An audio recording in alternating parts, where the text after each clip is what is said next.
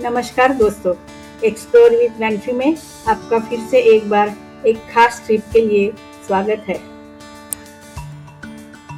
पिछले एपिसोड में हमने श्री स्वामी समर्थ महाराज के दर्शन किए। अभी हम हमारी यात्रा आगे बढ़ा रहे हैं और अभी हमारा समय है चेकआउट का।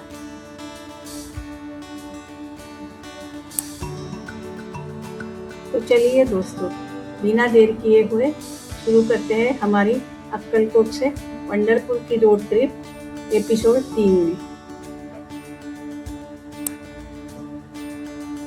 नमस्कार दोस्तों, अभी हम सुबह के 8:30 बजे नीचे जाने के लिए तैयार है ब्रेकफास्ट करने के लिए। आज का हमारा नाश्ता चौपाटी कैफे में लगा है होटल के। और चलिए आपको दिखाते हैं कि नाश्ते में क्या क्या मिल रहा है। खुली हवा में खूबसूरत पेड़ों के बीच नाश्ता करने का मज़ा कुछ और ही है। हमने अपना ब्रेकफास्ट ऑर्डर कर दिया है और हमारा पहला आइटम वेजिटेबल उपमा आ भी गया है। उपमा सच में बहुत ही अच्छा है। इसके बाद आया है महाराष्ट्रियन मिसळ और मसाला डोसा।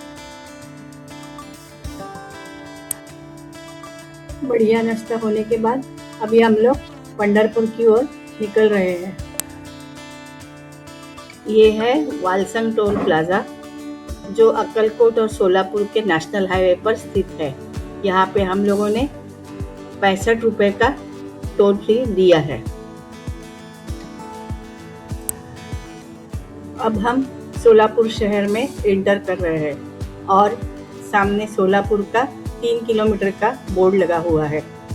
चलिए देखते हैं आप सोलापुर का नज़ारा। सोलापुर एक प्रमुख औद्योगिक और ऐतिहासिक शहर है। ये अपनी सोलापुरी चादर के लिए काफ़ी मशहूर है और यहाँ पे मराठी के साथ साथ तेलुगु और कन्नड़ा भी बोली जाती है। यहाँ से हम लोग अभी पंढरपुर की ओर जा रहे हैं, जो कि यहाँ से सिर्फ 39 किलोमीटर की दूरी पे है। हमें उम्मीद है कि लगभग 1 घंटे में हम पंढरपुर पहुँच जाएंगे। सामने कोई टोल प्लाजा आया है और इसे क्रॉस करने के बाद हम लोग पंढरपुर की ओर बढ़ेंगे। अभी आषाढ़ी एकादशी आने वाली है और बहुत सारे वारकरी पंढरपुर की ओर पैदल निकल रहे हैं। हमारा ये सौभाग्य रहा कि हम भी इस पंढरपुर पालकी में शामिल हो गए। दोस्तों, अभी हम विठ्ठल रखुमाई की पावन नगरी पंढरपुर पहुंच गए हैं। अब विठ्ठल मंदिर ज़्यादा दूर नहीं है और इन छोटी छोटी गलियों से होके हम लोग मंदिर की तरफ आगे बढ़ रहे हैं। दोस्तों, अब हम विठ्ठल रखुमाई के मंदिर पहुंच गए हैं। यहाँ आने के बाद हमको पता चला कि यहाँ पे बहुत लंबी लाइन है और दर्शन के लिए हम लोगों को कम से कम 10 घंटे का समय लग सकता है। 2 हफ्ते बाद आषाढ़ी एकादशी है, लेकिन यहाँ पे अभी से भक्तों की काफ़ी भीड़ दिखाई दे रही है। दोस्तों, हमें सचमुच बिल्कुल ही अंदाज़ा नहीं था कि यहाँ दर्शन के लिए इतनी ज़्यादा भीड़ होगी। दोस्तों, यहाँ पहुँचने के बाद हमें पता चला कि दर्शन के लिए काफ़ी लंबी लाइन लगी है और हमें बहुत लंबा समय लग सकता है।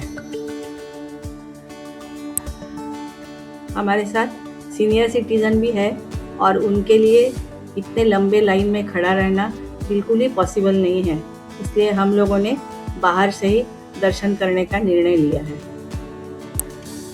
हमने मंदिर के बाहर से ही श्री विठ्ठल रखुमाई के श्रद्धापूर्वक दर्शन किए।